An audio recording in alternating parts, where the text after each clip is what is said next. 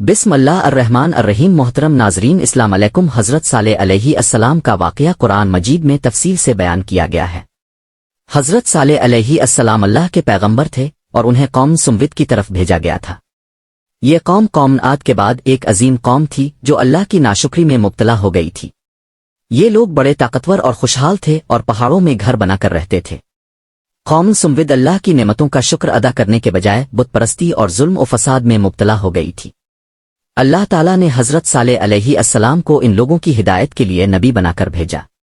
حضرت صالح علیہ السلام نے قوم کو اللہ کا پیغام پہنچایا اور توحید کی دعوت دی۔ انہوں نے اپنی قوم کو بت پرستی اور ظلم سے باز رہنے اور اللہ وحدہ لا شریک کی عبادت کرنے کی تلقین کی، لیکن قوم نے ان کی باتوں کو ماننے سے انکار کر دیا اور انہیں جھٹلانے لگی۔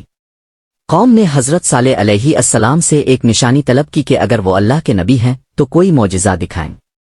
حضرت صالح علیہ السلام نے اللہ تعالیٰ سے دعا کی تو اللہ نے انہیں ایک عظیم نشانی عطا کی۔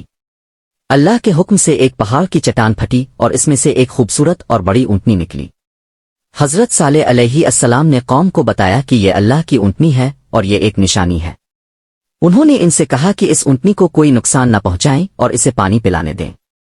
قوم کو یہ بھی بتایا گیا کہ اس اونٹنی کے پانی پینے کا دن مقرر ہے اور بقیہ دنوں میں وہ خود پانی پی سکتے ہیں۔ شروع میں قوم نے اونٹنی کی حرمت کا لحاظ رکھا، لیکن کچھ وقت کے بعد ان کے دلوں میں اس معجزے کے خلاف نفرت پیدا ہو گئی اور انہوں نے حضرت صالح علیہ السلام کی باتوں کو نظر انداز کرتے ہوئے سازش کی۔ ان کے سرداروں نے اونٹنی کو قتل کرنے کا منصوبہ بنایا اور دو بدبخت افراد کو اونٹنی کو مارنے کے لیے تیار کیا۔ جب انہوں نے اس اونٹنی کو قتل کر دیا تو حضرت صالح علیہ السلام نے انہیں اللہ کے عذاب سے خبردار کیا اور کہا کہ اب تمہارے پاس 3 دن کی مہلت ہے۔ حضرت صالح علیہ السلام کی وارننگ کے مطابق 3 دن بعد اللہ کا عذاب نازل ہوا۔ ایک ہولناک چیخ اور زلزلہ آیا جس نے قوم سمود کو تباہ کر دیا اور ان کے تمام گھر ویران ہو گئے۔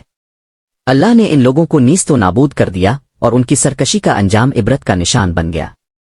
یہ واقعہ ہمیں یہ سبق دیتا ہے کہ اللہ کی نعمتوں کی قدر کرنی چاہیے اور اس کے احکامات کی پیروی کرنی چاہیے۔